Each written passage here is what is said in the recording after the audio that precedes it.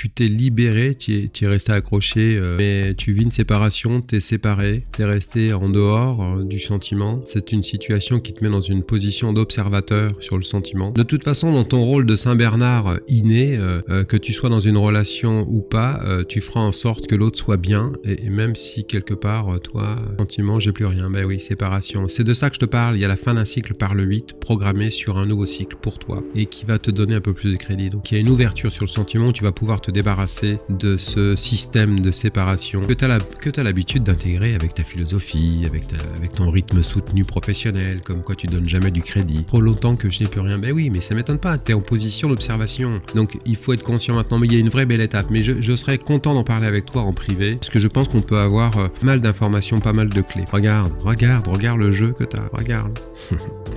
D'une phase de séparation définitive, tu es un ecclésiaste, tu vois.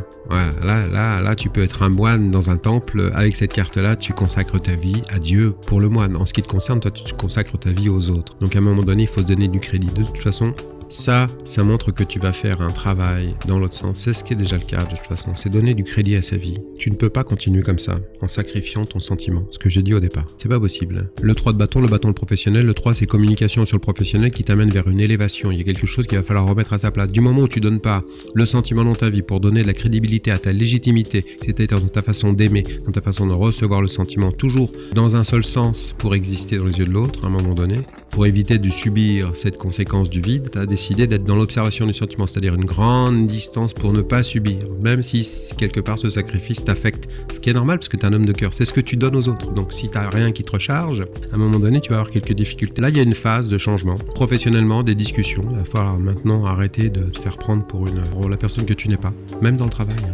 Les sirènes, non merci, ben oui, tu m'étonnes. Mais fais comme Ulysse, mets des bouchons et garde le cap. Protection spirituelle, là il y a quelque chose qu'il faut changer. T'es vraiment une belle personne, une bonne personne, mais donc il va falloir canaliser. Toujours garder le cap, c'est clair, c'est ça. Mais on en reparlera. Merci en tout cas pour cette interaction, parce que là il y a quand même des fondations très intéressantes sur un développement dans tous les sens du terme, effectivement. Je pense que par rapport à ce que tu es capable d'apporter, il faut déjà avoir une conscience de qui on est vraiment. Et je pense qu'il y a une étape supplémentaire en ce qui te concerne, cher ami, et que je pourrais peut-être t'éclairer sur le chemin. Trop d'observation sur sa propre vie. C'est justifié, il y a des traumas du passé qui t'empêchent justement d'être totalement aligné.